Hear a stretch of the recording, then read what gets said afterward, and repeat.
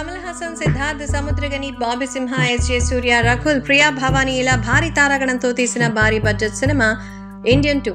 ఈ మూవీని Lyca, red giant కలిసి సంయుక్తంగా ప్రొడ్యూస్ చేస్తే ఈ చిత్రాన్ని తమిళ్, తెలుగు, హిందీలో జూలై 12న రిలీజ్ చేశారు. ఇప్పటికే చాలా చోట్ల షోస్ పడ్డాయి, బయట టాక్ కూడా వచ్చేసింది.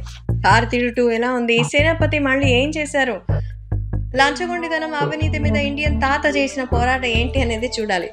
సో ఫ్రీడమ్ ఫైటర్ అయిన సేనాధిపతి సమాజంలో అవినీతిదారుల్ని, లంచగొండల్ని ఏరిపారేస్తారు.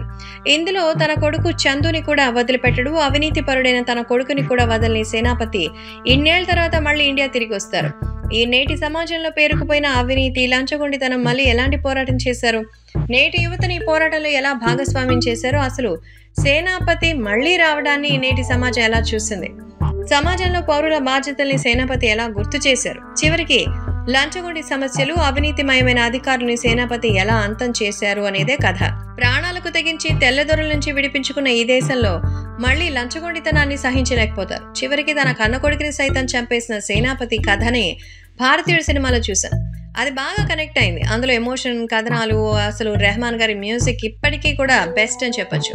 సో భారతీయుడు 2 పాటలు ఇంతవరకు ఒక్కరి నోట్లో కూడా వినిపించలేదు. భారతీయుడు పాటలు మాత్రం అందరి గుండెలో నిలిచిపోయింది. భారతీయుడు 2 సినిమాలో శంకర్ స్థాయిలో గ్రాండ్యో, ఆ విజువల్స్ అన్నీ కనిపిస్తాయి. కానీ ముఖ్యంగా ఎమోషన్, కనెక్టివిటీ మిస్ అయినట్టు అనిపిస్తుంది. లంచగొండితనం, అవినీతి అనేది ఇప్పుడు చాలా రొటీన్. వారిని తెరపైన చాలా ఇంట్రెస్టింగ్ గా చూపించారని దానిపై రిజల్ట్ అయితే బేస్ అయి ఉంటుంది. ఈసారి సేనాపతి కొంతమందిని విసిగించారని అంటున్నారు. శంకర్ తనని పట్టును పోయినట్టుగా అయితే అనిపిస్తోంది. ఆ స్థాయి మ్యాజిక్ అయితే చూపించలేకపోయాడు. ఇక అనిరుద్ధ్ ఈ మ్యూజిక్ కూడా పెద్దగా ఇంపాక్ట్ అయితే లేదు.